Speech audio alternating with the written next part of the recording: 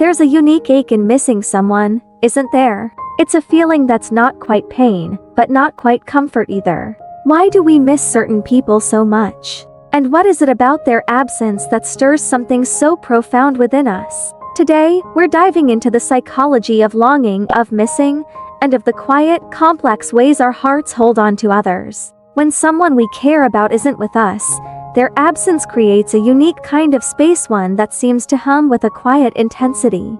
It's a space that holds so much potential, yet remains undeniably empty. This is where longing lives. This space, this emptiness, is a psychological and emotional landscape filled with memories, echoes of laughter, and even the textures of fleeting moments shared. It's remarkable, really, how the absence of someone can sometimes feel as present as if they were standing right in front of us. This paradox of absence, that someone who isn't physically present can still feel so close, so vividly in our thoughts, is one of the most fascinating and intricate elements of the human experience. Psychologists call it mentalization, our brain's ability to keep people alive in our minds even when they're far away. And in many ways, this phenomenon is protective. It's a way of holding on to connection, of preserving attachment, even when real-time interaction isn't possible. This mentalization isn't just a coping mechanism, it's an essential function of human psychology. Imagine for a moment how hollow life would feel if, the minute someone left our sight, they vanished from our minds entirely. This ability to carry people with us, to hold their presence, their essence, in our minds gives depth to our relationships. It means that bonds can persist even in physical absence. But it also means that the ache of missing someone can be sharp and persistent. It's a reminder of their importance, a signal from the mind that their place in our lives holds weight and meaning. What's intriguing about the sensation of missing someone is that it taps directly into the brain's reward systems. Our brains are wired to respond to connection and social interaction as inherently rewarding. When we are in the presence of someone we care about, neurotransmitters like dopamine and oxytocin are released, creating a sense of comfort, joy, and well-being. And when that presence is no longer available, it's as though the brain continues to reach for those rewards, even if it knows that they're out of reach. Absence triggers a type of longing that feels physical because, on some level, it is. Our minds create a type of dopamine debt when we miss someone, a craving that echoes the reward we feel when they're near. It's an unconscious, often involuntary response, one that the brain can't simply turn off. The more meaningful the connection, the stronger the craving. In essence, longing isn't just emotional, it's a biological reminder of our deep-rooted need for closeness and connection. When we miss someone, our minds often drift to memories of shared experiences, small moments that suddenly feel monumental. This nostalgia isn't just reminiscing, it's a profound act of psychological preservation. Memory acts as a bridge, allowing us to reach back into the past and relive moments that we can no longer physically experience. These memories give our minds something to hold on to in the absence of real-time interaction, creating a comforting illusion of continuity. Psychologists refer to this as mental rehearsal, a process where we replay memories to reinforce emotional bonds. Replaying moments with someone we miss strengthens the neural pathways associated with that person. It's a way for the mind to preserve connection, to keep the feeling alive, even when the actual experience is out of reach. This is why nostalgia can feel so bittersweet, because it lets us hold someone close even when they're far away. Yet, it can also heighten the sense of longing, as the mind constantly contrasts memory with reality, what was with what is. What's interesting about longing is that, often, it comes with a kind of glow. We remember the best parts, the moments that felt extraordinary, and in doing so, we naturally amplify the beauty of those memories. Psychologists call this positive memory bias, where we unconsciously highlight positive experiences, subtly editing out the less than perfect details. In a way, missing someone can feel like editing a story, focusing on the lines that brought joy, omitting the mundane or painful. We filter our memories to create a version of the person or experience that resonates most deeply. This selective memory is a double-edged sword. It lets us savor the good, but it also raises the intensity of longing. The more perfect the memory seems, the more profound the ache to relive it. Our relationships with people aren't just casual connections.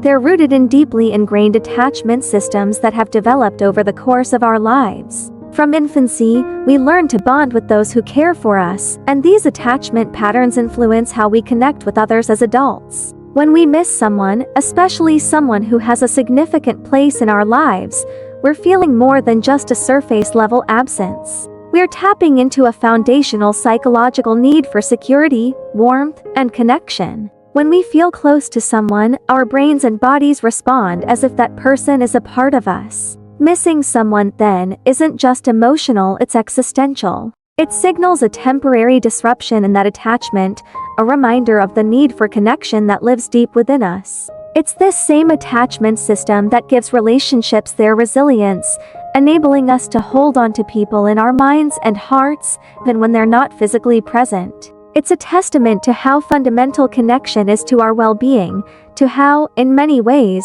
we are built to connect. In a way, missing someone can be seen as a testament to the beauty of connection. It's a reminder that there are people who matter so much to us that their absence leaves a tangible impact. This can be both painful and beautiful, a kind of emotional ache that reminds us of the depth and significance of love. Missing someone isn't just about loss. It's about recognition, about honoring the place they hold in our lives. Longing, when we look at it closely, is as much a reflection of love as it is a feeling of absence. It shows us that relationships are not bound by time and space, that the impact of someone's presence is felt even when they're not there. And while this can be difficult, it's also a profound reminder of how deeply we care. There's a peculiar magic in the act of remembering. When we're distanced from someone we care deeply about, the mind often acts as both a guardian and a filter, weaving moments together in ways that blend reality with an almost dream-like nostalgia. In these recollections, the ordinary becomes extraordinary. Laughter, conversations, and even shared silences become woven into memories that we hold dear. Romanticizing the past becomes a natural response to missing someone, a way of honoring the connection we felt by crafting a mental tapestry that highlights our fondest, most beautiful moments. Yet, as with any memory, there is both truth and fiction, clarity and distortion. Our tendency to idealize past experiences and people isn't simply a trick of the mind. It's a powerful emotional mechanism that allows us to find meaning and depth in our relationships. When we're separated from those we love, we cling to memories as if they're lifeboats, navigating us through a sea of longing. But in doing so, we often mold and shape these memories to fit the narrative we want to believe, in a process that reveals not only the nature of our relationships but also the depths of our own desires, hopes, and insecurities. As human beings, we don't store our experiences in neat, objective files. Instead, our memories function as curators, selectively choosing and amplifying the emotional resonance of moments to form a cohesive and often idealized narrative. The cognitive psychologist Daniel Kahneman famously introduced the concept of the remembering self, the part of us that shapes and recalls experiences, often emphasizing peak moments and emotions over accuracy. When we miss someone, our remembering self becomes highly active, filtering out the mundane details and painting a portrait that highlights what we most cherish. Consider, for example, a simple memory of sharing coffee on a quiet morning with someone we care about. The taste of the coffee, the warmth of the cup, the silence between words, all these fragments are gathered and stored in our minds. Later, when we find ourselves longing for their presence, this memory becomes not just a recollection but a symbol. It embodies comfort, connection, and intimacy, and is imbued with a sense of calm and beauty that we may not have noticed at the time. This idealization, however, is a double-edged sword. While it can provide comfort and deepen our sense of connection, it can also distort reality, making it difficult for us to see the past with clarity. In romanticizing our memories, we risk constructing a version of the past that may not fully align with the truth, causing us to chase a relationship or a moment that exists more vividly in our minds than it ever did in real life. The tendency to idealize loved ones, especially in their absence, is a common psychological phenomenon. When we're separated from someone, we lose the ability to experience the full spectrum of their personality. Their flaws, quirks, and idiosyncrasies become blurred. Psychologists refer to this as positive bias in memory. In essence, we're more likely to recall positive events and experiences, particularly when they involve loved ones, while downplaying or even forgetting less favorable interactions. This bias serves a purpose. It strengthens bonds and helps us maintain a positive view of our relationships. By idealizing someone in their absence, we're able to keep the connection alive and preserve a sense of closeness. But it also means that we might overlook or forget the complexities that define every human connection. In our memories, disagreements may seem trivial, misunderstandings fade, and only the warmth and joy remain. It's as if our minds are painting over any imperfections, leaving us with an image of someone who is almost too good to be true. The philosopher Friedrich Nietzsche once remarked, "There is more wisdom in your body than in your deepest philosophy." This statement hints at the idea that our bodies, our emotions, and even our memories often know what we need more than our rational minds do. When we idealize someone in their absence, our memories are serving an emotional need, a way to preserve our attachment, to sustain us during periods of loneliness or longing. Nostalgia is one of the most powerful emotions associated with missing someone. It's a form of longing that's not just about the person themselves, but about the time, place, and feelings they represent. When we miss someone, we're not simply pining for their presence. We're yearning for a version of ourselves that existed in the moments we shared with them. Nostalgia, then, is a longing for a part of ourselves that we feel has been left behind in the past, tied irrevocably to the presence of another. In this way, nostalgia becomes a bridge between who we are now and who we were when we were with that person. It colors our memories with a sense of warmth, making the past seem like a place where everything was somehow brighter, simpler, and more meaningful. The poet Emily Dickinson captured this sentiment beautifully, writing, "Memory is a strange bell jubilee, and no. Nostalgia, then, is both a celebration of what was and a mourning of what can never be exactly the same again." Yet, while nostalgia can offer comfort, it can also trap us in an idealized version of the past, preventing us from fully engaging with the present. When we hold on too tightly to a romanticized memory, we risk comparing every current experience to an imagined, polished past, making it difficult to appreciate the here and now. Although idealizing the past can sometimes distort our view of reality, it also has the potential to transform us. When we look back fondly on someone we miss, we're engaging in an act of meaning-making, assigning value to moments that might otherwise seem ordinary. Through this process, our memories become less about the events themselves and more about what they represent: the love, joy, and connection that defined those times. This is why missing someone can feel like both a blessing and a burden. On one hand, it allows us to savor memories and experience the beauty of what once was. On the other, it reminds us of the gap that now exists in our lives. The philosopher Søren Kierkegaard spoke to this duality, noting that life can only be understood backwards, but it must be lived forwards. Our memories of the past give us insight into who we are and what we value, but they should serve as guides, not anchors, allowing us to move forward with greater clarity and purpose. In this way, missing someone isn't merely about longing for their presence. It's also about recognizing the impact they've had on our journey, the lessons they've taught us, and the parts of ourselves they've helped us discover. Romanticizing the past doesn't mean that we're blind to reality. Rather, it means that we choose to focus on the aspects of our memories that bring us comfort, joy, and a sense of meaning. However, it's important to strike a balance, to remember that our memories are only one perspective on the past. By acknowledging both the beauty and the imperfections, we can cultivate a more balanced, grounded understanding of our relationships. This balance allows us to appreciate the person we miss without feeling beholden to an idealized image. It lets us recognize the ways they enriched our lives while also accepting the limitations of memory and the imperfections of reality. In doing so, we can carry our memories with us in a way that supports our growth rather than hindering it, allowing us to hold space for both the joy of what was and the possibilities of what could be.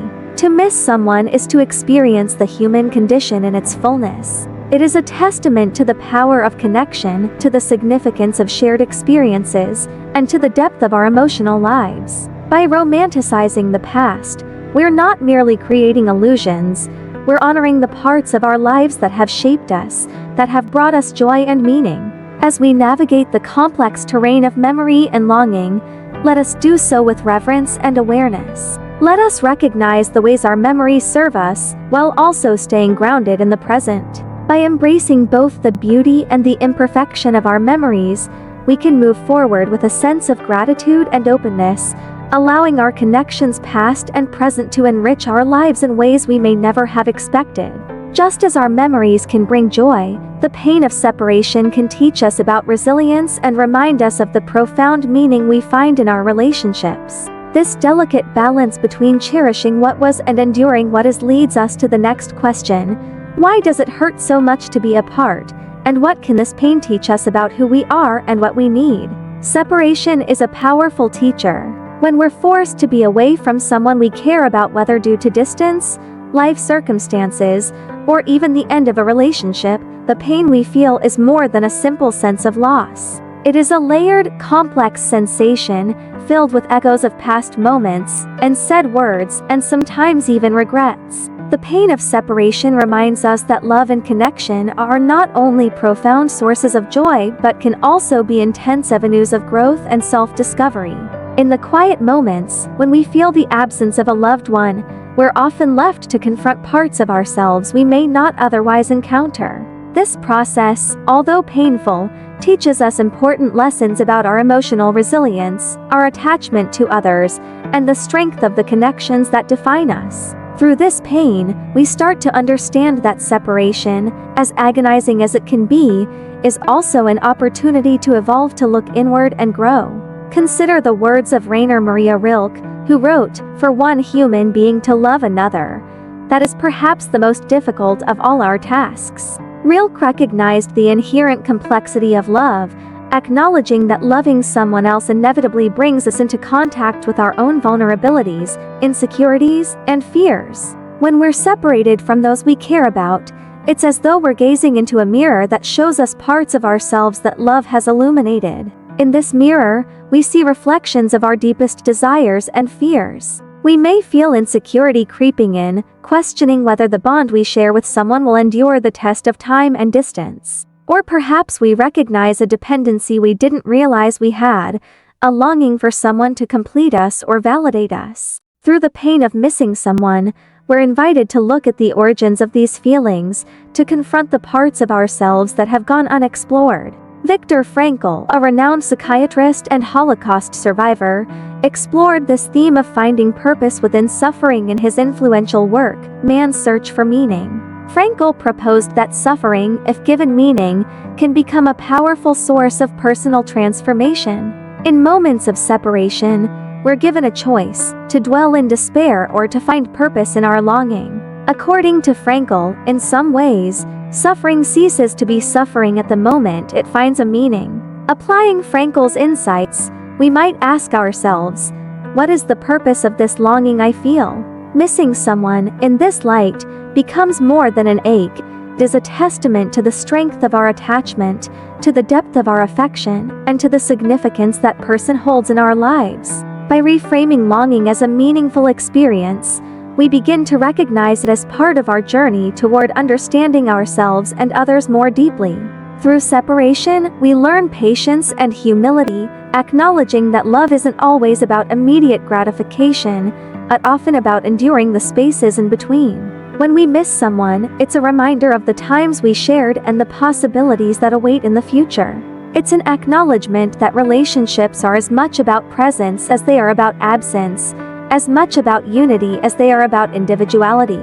One of the most profound lessons that separation teaches us is the ability to stand alone. In the absence of a loved one, we're often forced to rely on ourselves for comfort, guidance, and strength. This process, though uncomfortable, is essential for personal growth. The poet and philosopher Khalil Gibran once said, "Let there be spaces in your togetherness, and let the winds of the heavens dance between you." Gibran's words remind us that healthy relationships are built not only on closeness, but also on a sense of individuality and independence. When we're apart from someone we love, we're given the chance to reconnect with our own identities outside of that relationship. We begin to see who we are when we're not leaning on them for support, when we're not sharing every joy or sorrow.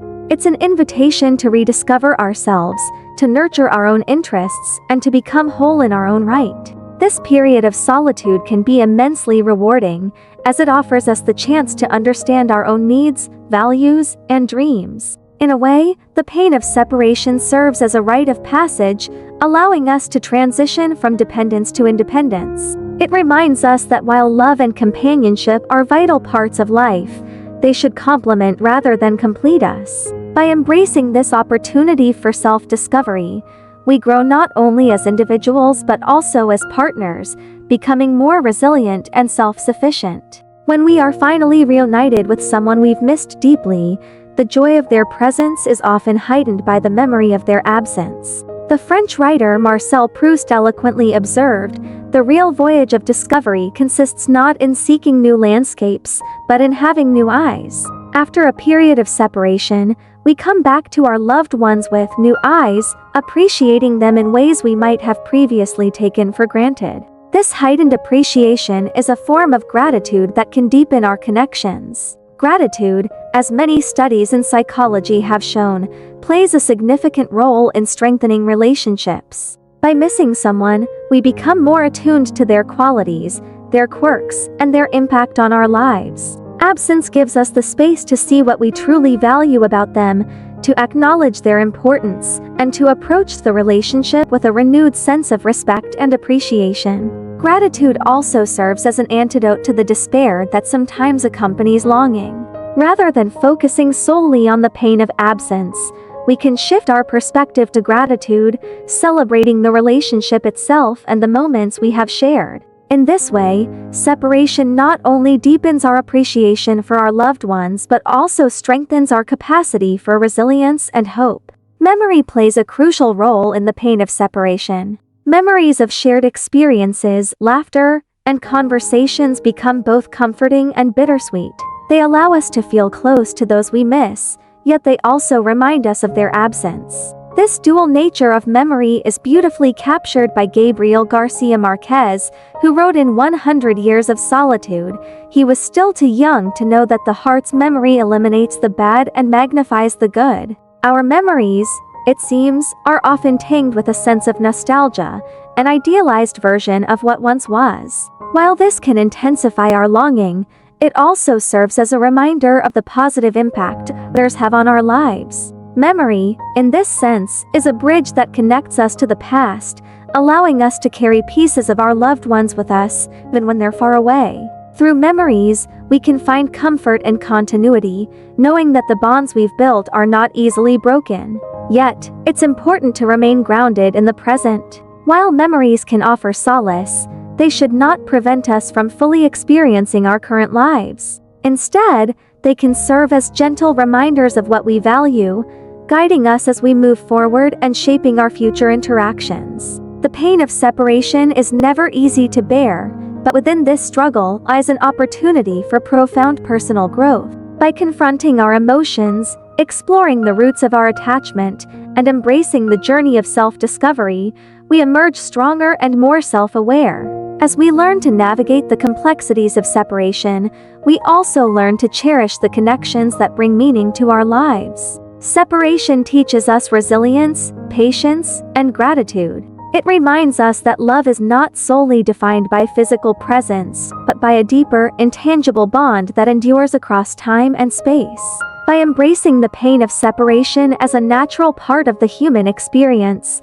we allow ourselves to grow, to heal, and to connect with others on a more authentic and meaningful level. In the end, perhaps the greatest lesson that separation teaches us is that love, in all its forms, is a force that transcends physical boundaries. It is a reminder that even when we are apart, we are never truly alone, for the memories, lessons, and connections we carry within us remain a vital part of who we are. And so, maybe the next time you find yourself missing someone, feeling that quiet ache or seeing their face flash across your mind, pause for a moment. Let yourself truly feel it. Notice what rises to the surface. Is it love? Gratitude? Maybe even a bit of unresolved sadness? Whatever it is, recognize it as a reminder of the richness that connection brings to our lives. Missing someone isn't just about loss. It's a testament to the presence they've had and continue to have within you. This is what makes us human. We form connections, we feel their absence, and we grow from both. And it's comforting to know that, no matter where we go or how much time passes, a piece of those we care about lives on within us. I'd love to hear from you too. Who are you thinking of today? What memories make you smile or even ache a little? Let's share these moments and remember that, while we may be scattered across the world, we're all connected by our shared experiences, emotions, and, yes, the occasional bittersweet memory. Thank you for being here with me and for letting me share this journey of exploration with you. Don't forget to subscribe for more insights into the mind and heart, and let's keep growing together, one psychology life hack at a time.